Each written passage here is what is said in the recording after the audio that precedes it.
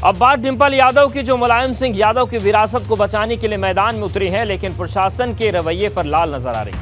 क्योंकि आज जब वो प्रचार करने के लिए जसवंत नगर विधानसभा में पहुंची तो वे कहती नजर आई कि प्रशासन सरकार के दबाव में काम कर रहा है। ऐसे में सबको जागते रहने की जरूरत है। दरअसल सपा लगातार प्रशासन के काम करने के रवैये पर सवाल उठा रही है, तो भाजपा इसे हार का डर बता रही है।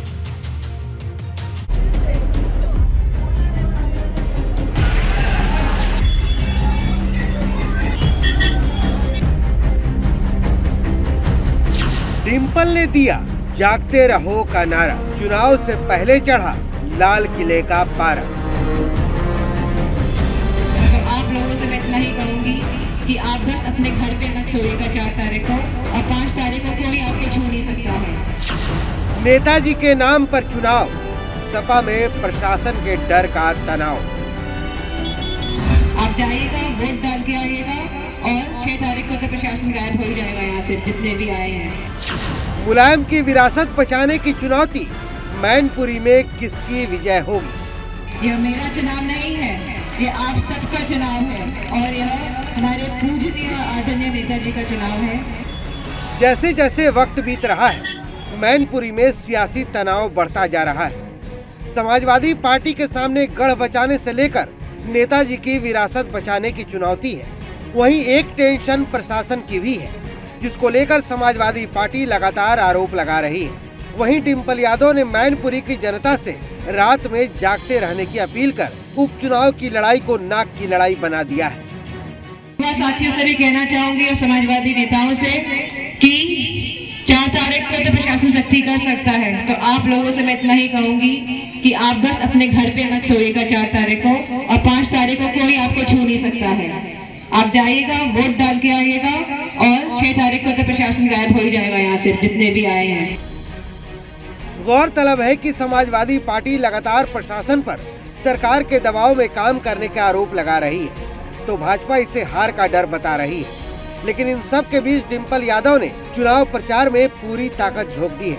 वो न सिर्फ नुक्कड़ सभाएं कर रही हैं, बल्कि नेताजी के नाम पर भावनात्मक अपील कर वोट भी मांग रही हैं। जहाँ प्रशासन चुनाव लड़ रहा है, वहीं मैनपुरी की जो क्षेत्र की जो जनता है, जो यहाँ के लोग हैं, वो नेताजी का यहाँ चुनाव लड़ रहे हैं। यह मेरा चुनाव नहीं है, ये आप सबका चुनाव है, और यह हमारे पूजनीय आदरणीय नेताजी का चुनाव है। और मुझे पूरा भरोसा है कि मैनपुरी आने वाले समय में सच्ची श्रद्धांजलि, सच्चा सम्मान और इतिहास के पन्नों में अपना नाम लिखने का काम करेगा।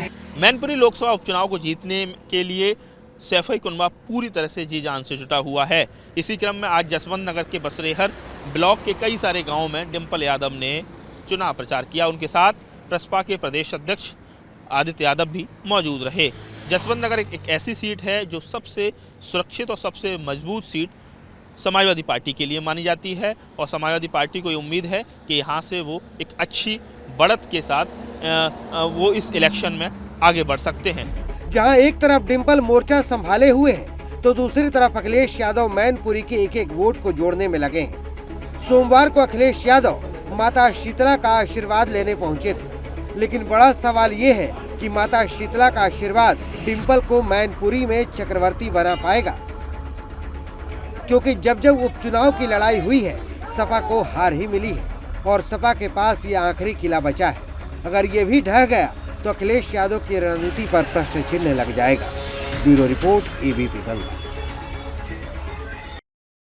और अब बात शिवपाल यादव की, जिनकी सिक्योरिटी Z से Y हो गई, और अब इसी घटी हुई सिक्योरिटी को लेकर राजनीति शुरू हो गई है।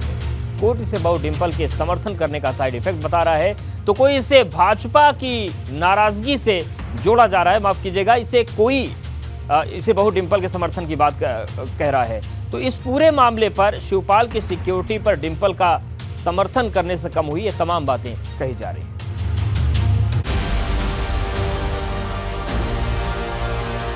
बहू के समर्थन के साइड इफेक्ट, चाचा की सिक्योरिटी हैक।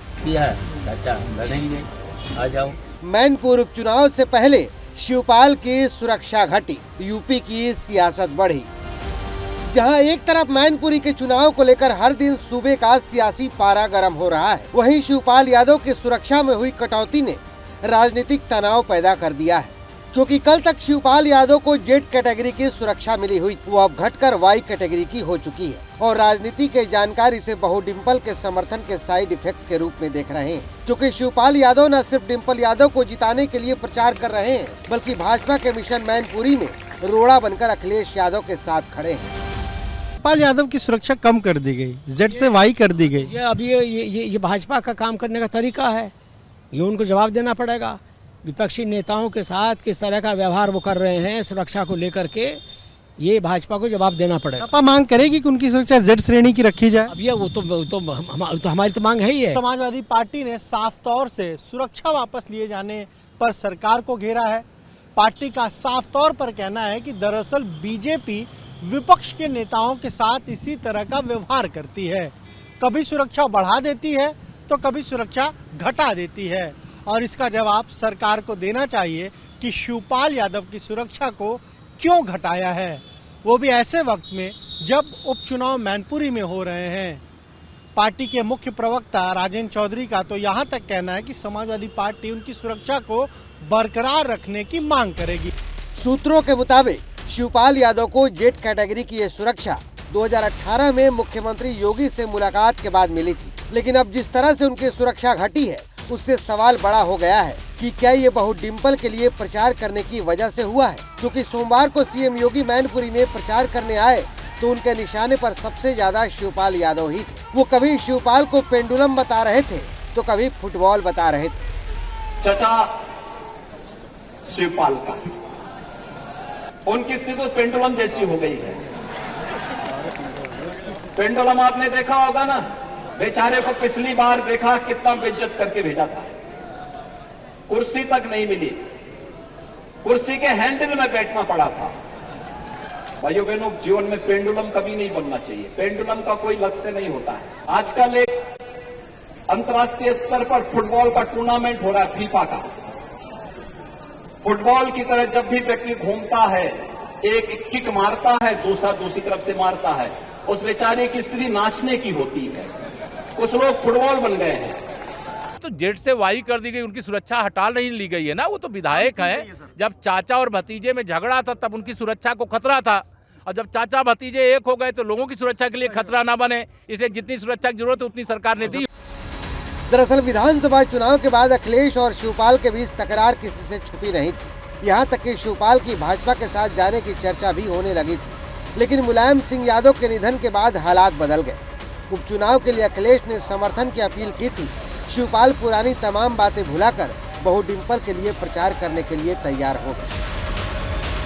2 घंटे 4 घंटे 6 घंटे टाइम अब डिम्पल को जिताने के लिए लगा देना, तो हाथ उठा करके बता दो।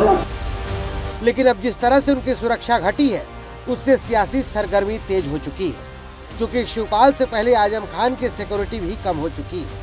कुछ महीने पहले आजम खान की सुरक्षा में भी कटौती की गई थी। इसके बाद आजम खान की ओर से खुद की जान को खतरा बताते हुए सूबे की सरकार से सुरक्षा की मांग की गई थी, लेकिन जब सुरक्षा नहीं मिली तो आजम खान ने बची हुई सुरक्षा को भी वापस कर दिया था।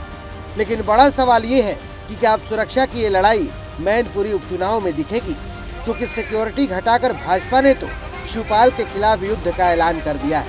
अब शिवपाल इसका जवाब कैसे देते हैं, इस पर पूरे प्रदेश की निगाहें टिकी हुई हैं। Bureau report, ABP Ganga. और आइए अब आपको बताते हैं कि शिवपाल यादव की जो सिक्योरिटी जेड से वाई हुई उसमें कितना अंतर होता है और क्यों इसको लेकर इतना हंगामा हो रहा है। पहले आपको जेड सिक्योरिटी के बारे में बताते हैं जो शिवपाल को मिली हुई थी। जेड श्रेणी की सिक्योरिटी में 5 एनएसजी कमांडो होते हैं, सीआईएसएफ के जवान होते हैं, आईटीबीपी के जवान होते हैं, सीआरपीएफ के जवान होते हैं, बीएसएफ के जवान होते हैं, पुलिसकर्मी होते हैं, और ये पूरा सुरक्षा घेरा 22 जवानों का होता है। ये होती है जेड सिक्योरिटी। लेकिन अब जेड से जो वाई शिवपाल को सिक्योरिटी की गई है उसके बारे में आपको बताते हैं। वाई श्रेणी की सिक्योरिटी में 2 एनएसजी कमांडो होते हैं, 2 पीएसओ होते हैं, सीआरपीएफ के जवान होते हैं और कुल 11 पुलिसकर्मी होते हैं। यानी कि 22 से सीधे 11 पुलिसकर्मियों की जमात जो है वो शिवपाल यादव के साथ चलेगी। तो ये साइड इफेक्ट माना जा रहा है कि कल तक जेड सिक्योरिटी में थे 22 जवान उनके साथ चलते थे, लेकिन अब वाई सिक्योरिटी की बात हो रही है। देखिए 2 एनएसजी कमांडो, 2 पीएसओ, सीआरपीएफ जवान, अब केवल 11 सुरक्षा के जवान ही शिवपाल यादव की सुरक्षा में रहेंगे और इसी डिमोशन पर सुरक्षा के अब राजनीति और राजनीतिक बयानों की झड़ी आ गई है।